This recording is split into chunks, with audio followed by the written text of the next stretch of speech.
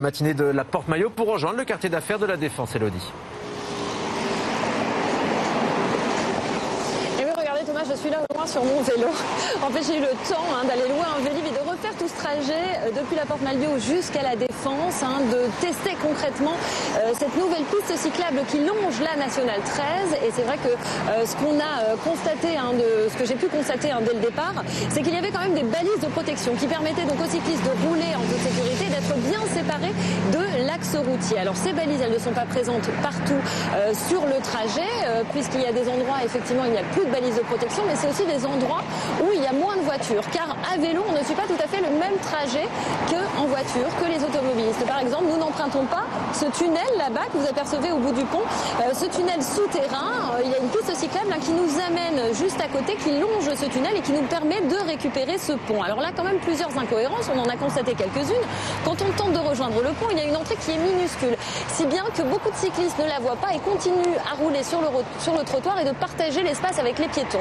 Et puis quand on arrive ici, effectivement, sur ce pont, là on voit bien, voilà, un exemple dont je vous parlais, ce cycliste qui n'a pas fait comme moi, qui n'a pas emprunté ce chemin, cette nouvelle piste cyclable qui est quand même assez large, qui mesure au moins 3,50 m, 4 mètres. Et quand on arrive ici, au bout de cette piste, au bout de ce pont de Neuilly, voilà, il y a un petit piège, regardez, il faut quand même faire attention.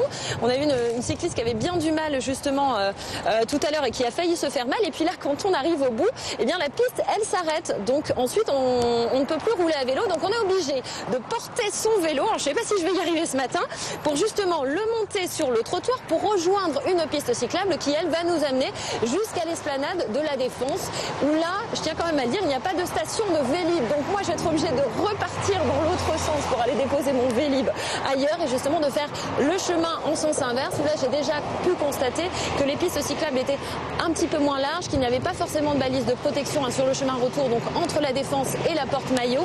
Et les pistes étaient plutôt sur le côté gauche de la route, côté gauche des voitures. Donc voilà.